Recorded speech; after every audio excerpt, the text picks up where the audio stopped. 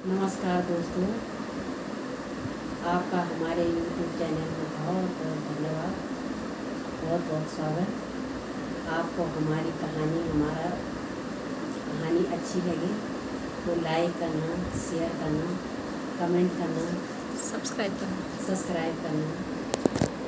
मैं एक कहानी सुनाती हूँ। किसी ने ठीक ही कहा है कि आजकल अपने साथ भी असुर वृत्ति के, देव वृत्ति के इंसान सब घरों में हैं। जो क्रोध करे,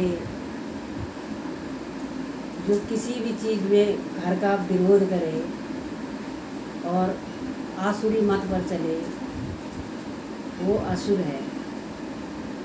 क्योंकि असुरों के कोई सींग या 4 मुंह या 6 मुंह या 10 हाथ नहीं होते थे, काले मोटे नहीं होते थे। आसुरी एक वृत्ति होती है।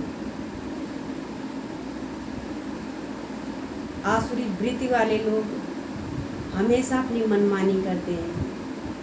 अच्छे लोगों को, सच्चे लोगों को हमेशा नीचा दिखाने की कोशिश करते हैं। एक बार एक कहानी सुनाती हूँ आप लोगों को। एक बार किसी असुर ने भगवान विष्णु से कहा कि नाक, हाथ, मुंह, कान सब तो हमारे एक जैसे ही हैं, तो हमें असुर क्यों कहते हैं? और इन लोगों, दूसरे जो लोग हैं उनको देवता क्यों कहते हैं? देवताओं को देवता क्यों कहते हैं? तो भगवान विष्णु ने कहा, ठीक है, मैं आपकी यह भ्रम भी दूर कर देता हूँ।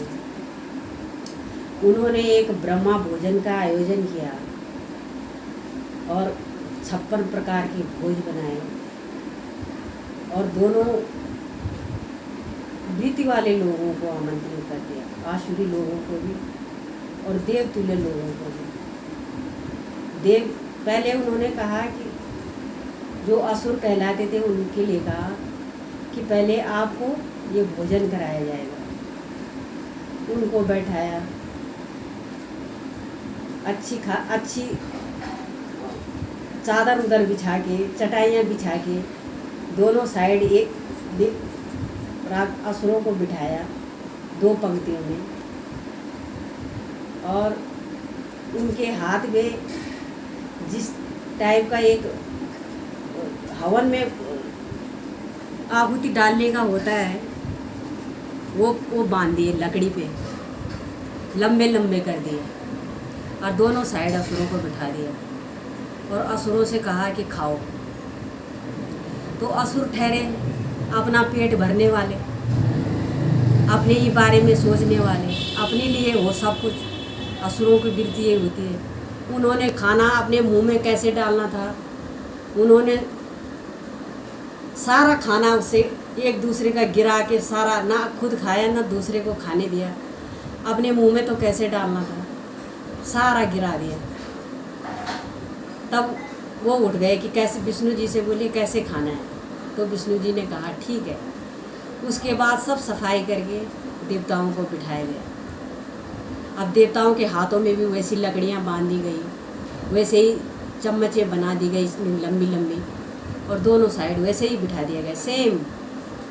और देवताई वृत्ति के जो लोग थे, जो सबके बारे में सोचते हैं, दूसरों के बारे में ज़्यादा सोचते हैं और अपने बारे में कम, उन्होंने इधर बैठा हुआ देवता ने उधर बैठे हुए देवता के हाथ में मुंह में बड़े प्यार से निवाला डाला और उस देवता ने इस देवता के मुंह में डाला और सारा 56 भोग उन्होंने प्यार से खाया, एक दूसरे को खिला के। उधर वाले ने इधर वाले को खिलाया, इधर वाले ने उधर वाले को खिलाया। तब विष्णु जी ने उस आसुरी वृत्ति वाले को कहा, आओ इधर देखो, तुमने तो कहा, ये देखिए।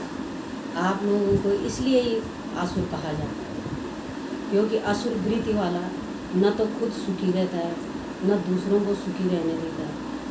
अपने वो जो होता है, जो चाहता है, सिर्फ अपने लिए, अपने तक सीमित होता है। मेरे लिए हो जाए, मैं अच्छा रहूँ, मैं सुखी रहूँ, मेरे पास हो सब कुछ, मेरा नाम हो, मेरा सब कुछ मेरे काम बन जाए, दूसरा जाए भाड़ में।